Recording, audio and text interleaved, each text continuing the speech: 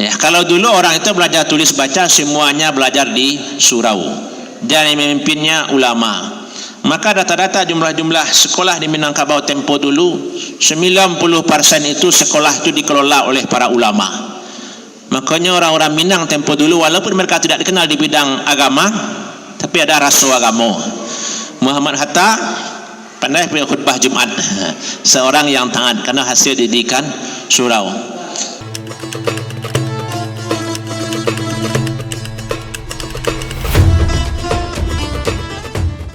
Lah pindah ke SD, lah pindah ke SMP, ke SMA sampai perguruan tinggi. Ya, kalau dulu orang itu belajar tulis baca semuanya belajar di surau dan yang memimpinnya ulama. Maka data-data jumlah sekolah di Minangkabau tempo dulu 90% itu sekolah itu dikelola oleh para ulama. Makanya orang-orang Minang tempo dulu walaupun mereka tidak dikenal di bidang agama, tapi ada rasa agama. Muhammad Hatta pandai punya khutbah Jumat, seorang yang taat karena hasil didikan surau.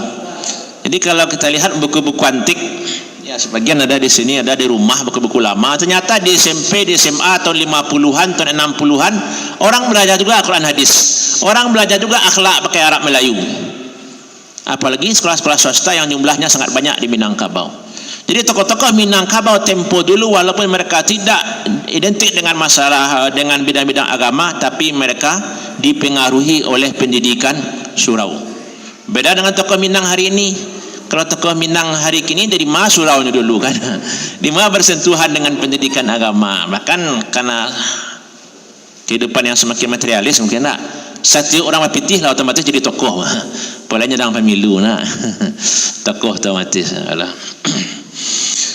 Dah, kemudian yang terakhir supaya tidak hanya nostalgia atau tidak jadi macam itu kan dulu Ustaz. Ustaz ceritakan itu dulu.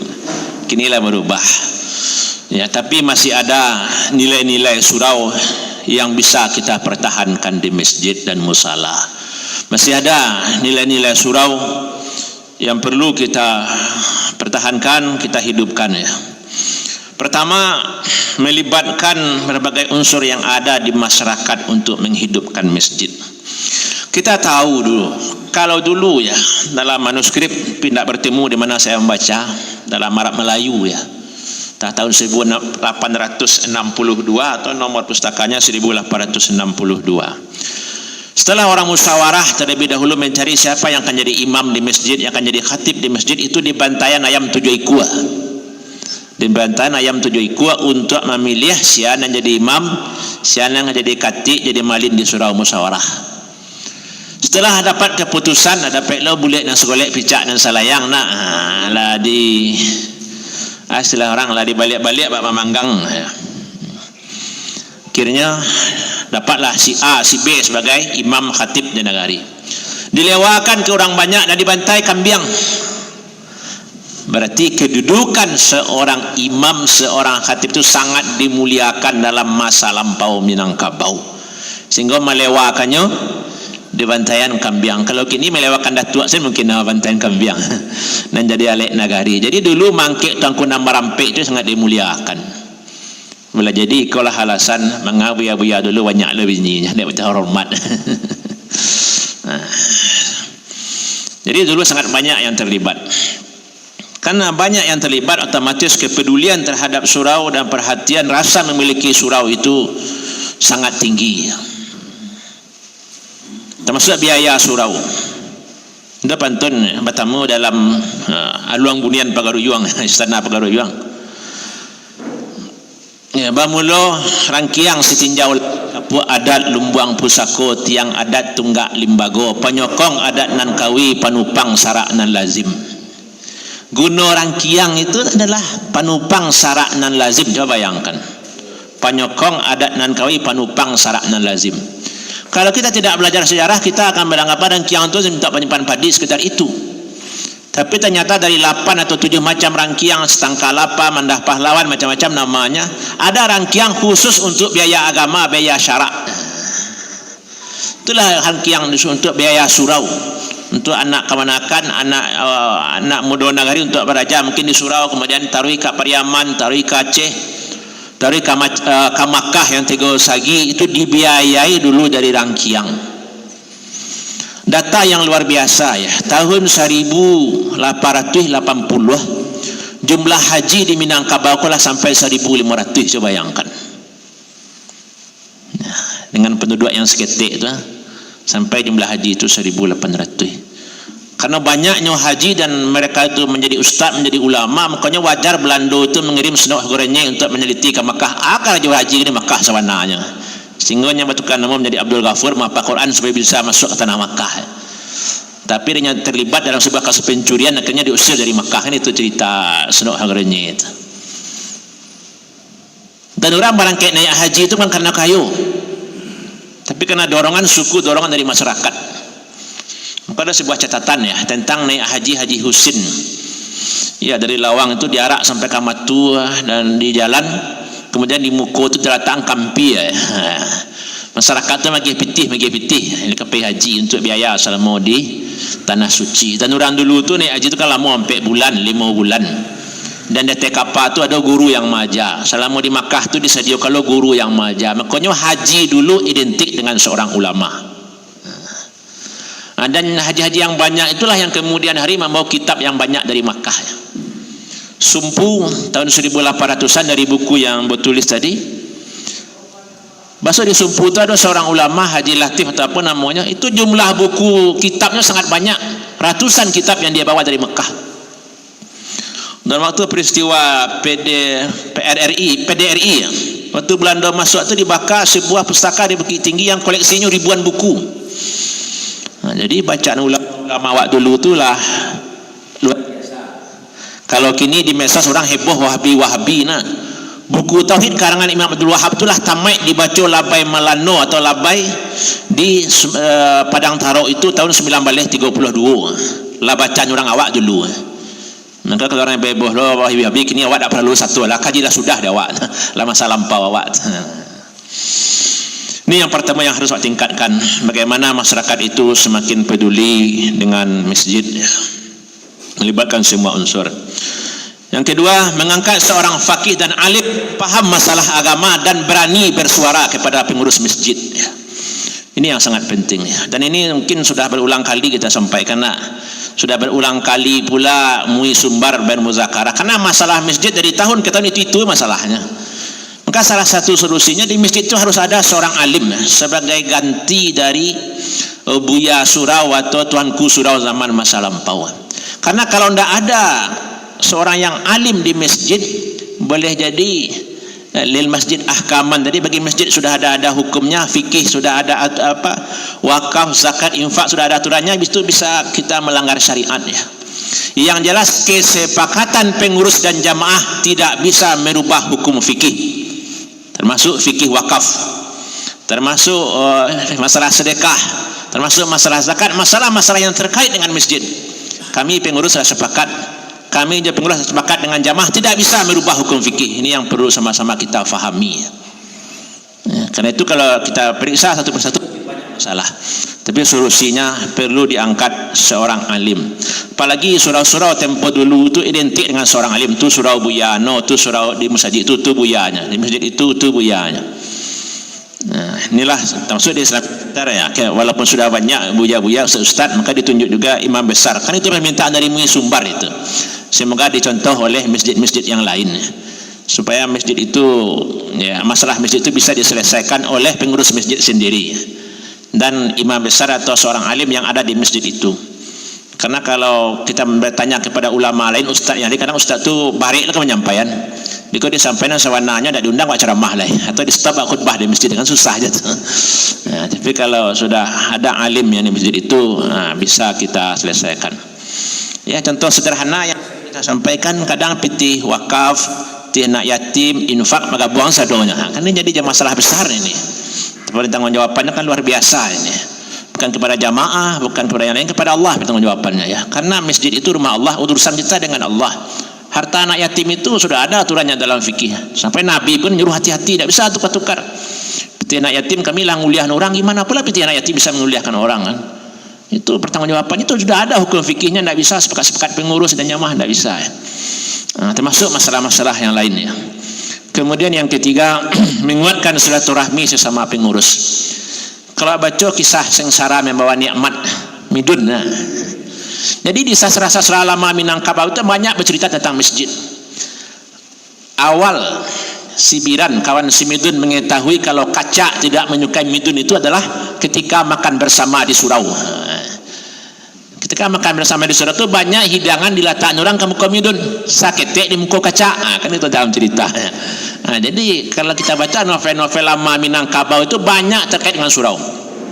Apalagi novel terkenal Robohnya Surau Kami.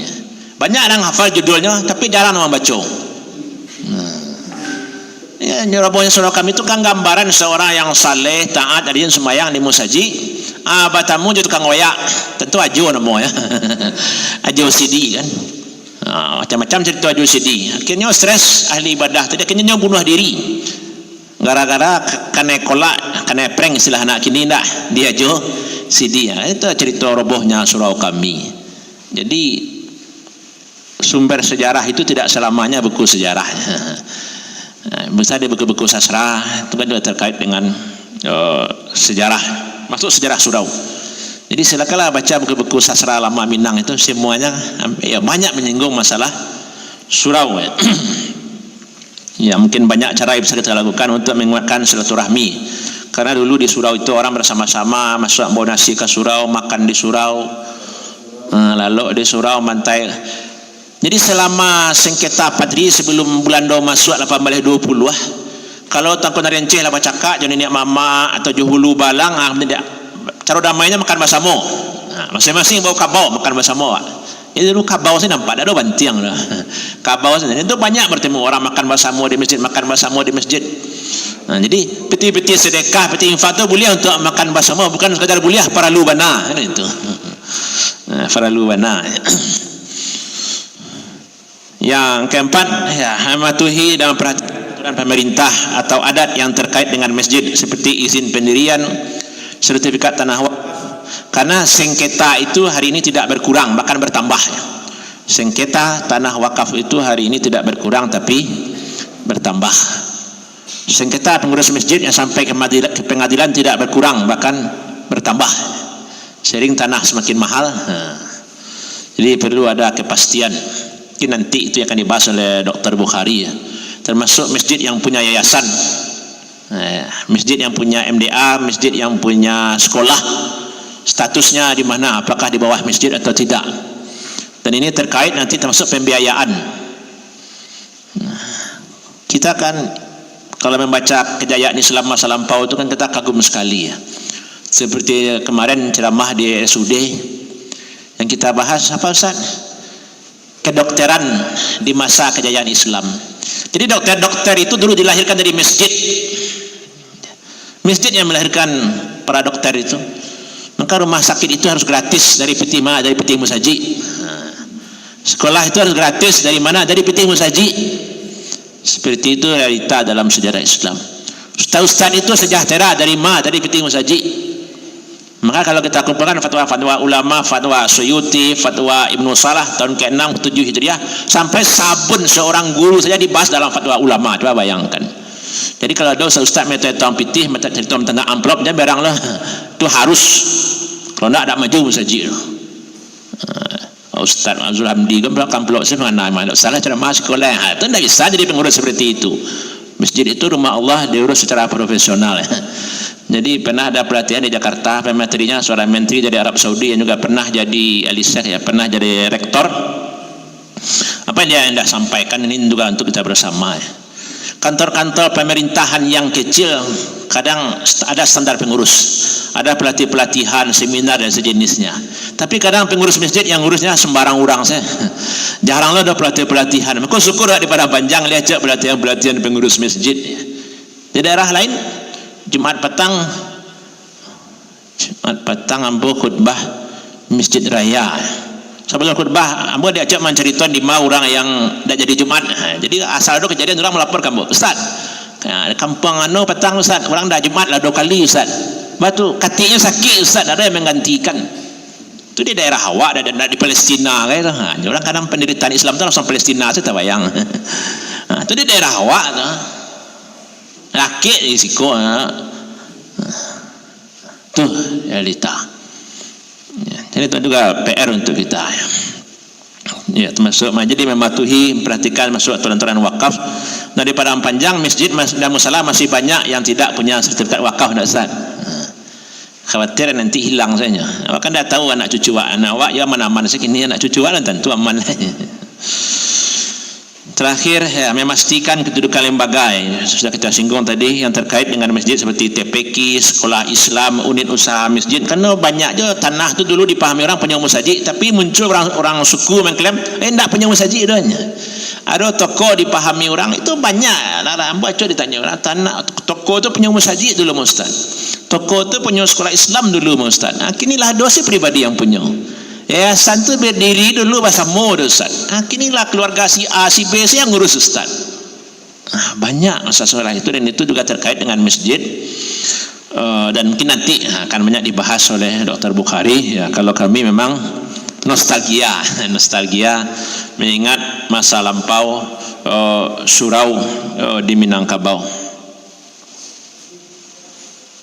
Ya, mungkin ini yang bisa kita sampaikan terkait masa lampau, nostalgia kita ya di zaman nenek kakek kita dulu yang ternyata surau mereka ya telah melahirkan orang-orang hebat. Dan sekarang dari manakah orang-orang hebat Minangkabau itu akan terlahir? Kan ini pertanyaannya. Ya, kita cukuplah sampai di sini. Terima kasih Ustaz.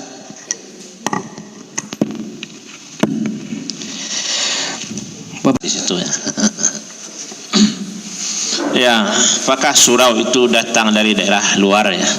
Kalau menulis sejarah Hindu ya, surau ini juga ada di daerah lain yang sama dengan surau, namanya berbeda mungkin. Termasuk namanya Dayah. Kalau di Aceh namanya Dayah ya. Kalau di Jawa apa itu istilahnya Pak?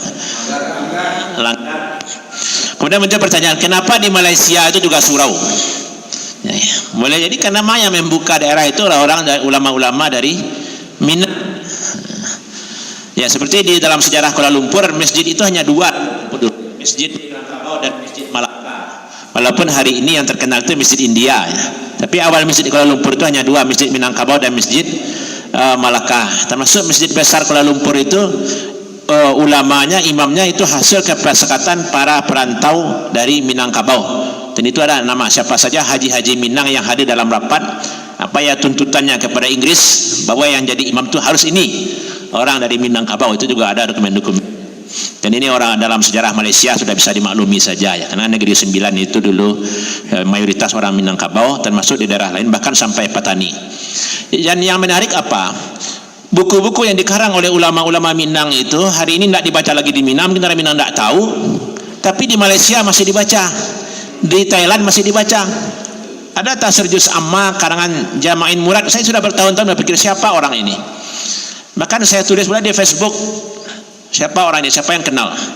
Dia orang Minang. Bukunya sampai ini dicetak ulang, dipelajari orang di Thailand.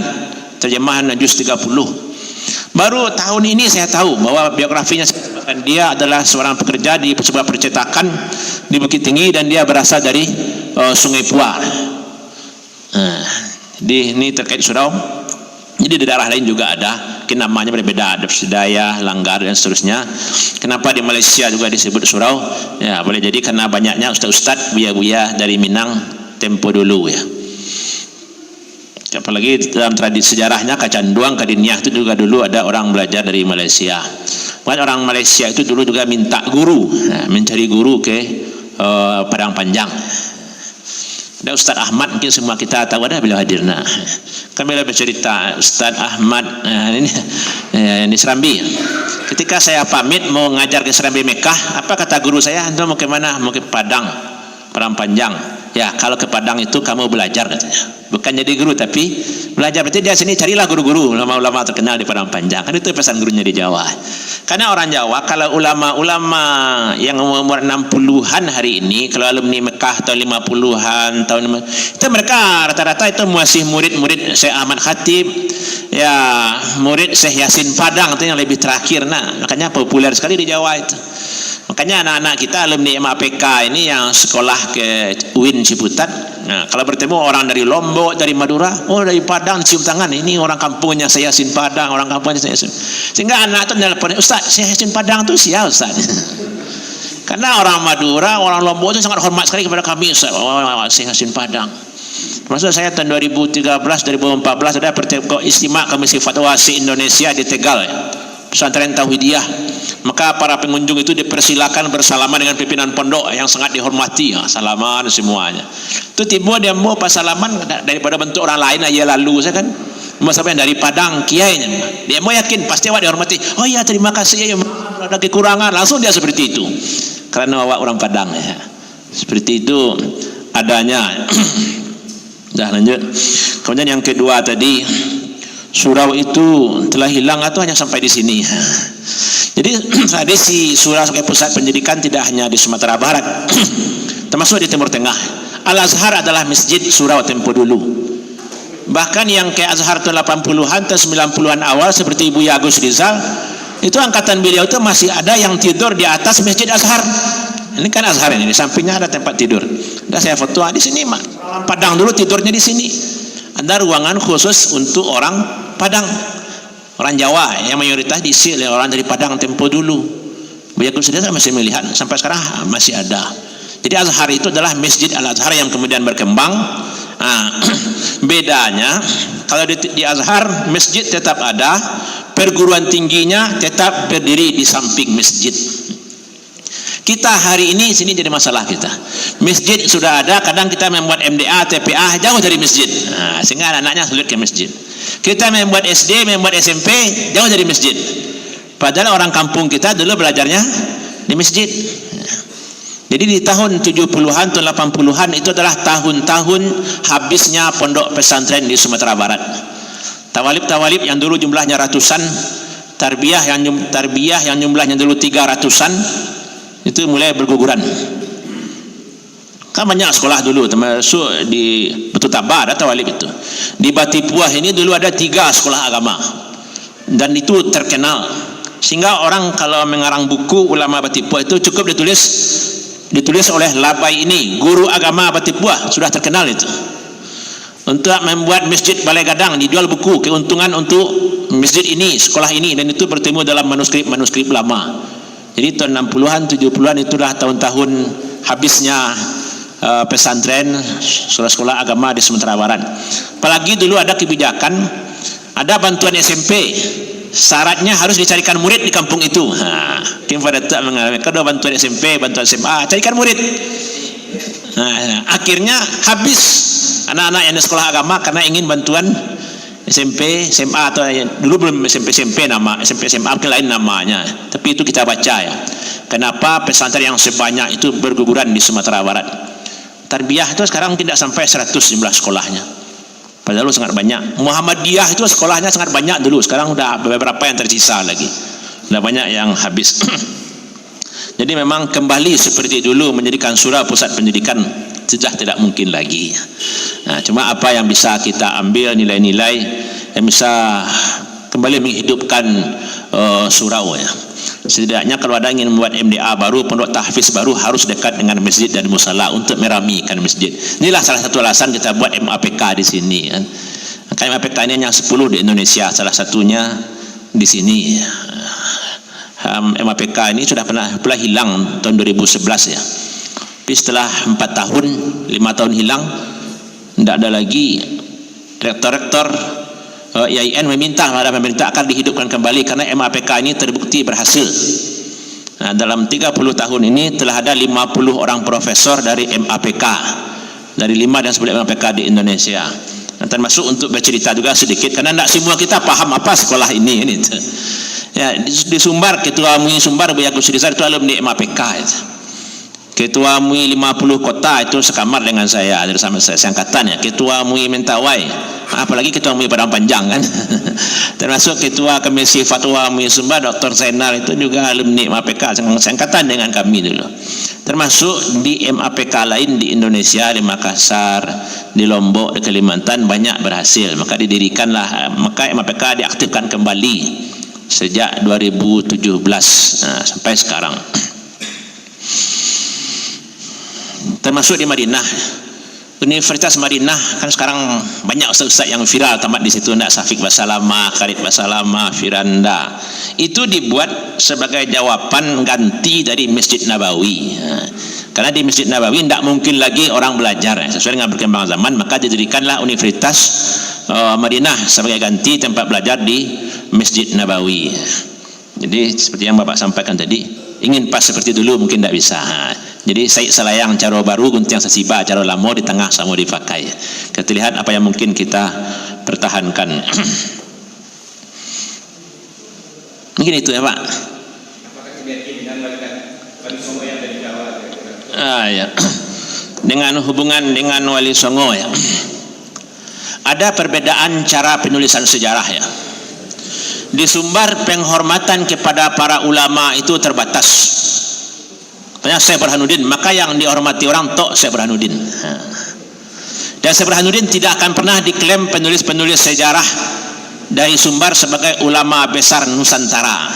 Apalagi mengatakan wali atau wali kutub dan sejenisnya. Tidak akan ada ulama Sumbar kalau penulis sejarah itu orang Sumbar. Kalau penulis sejarah itu orang Jawa, maka semua ulama besar itu dianggap ulama Nusantara, mengislamkan Nusantara. Maka semua wali songo itu dianggap mengislamkan Indonesia.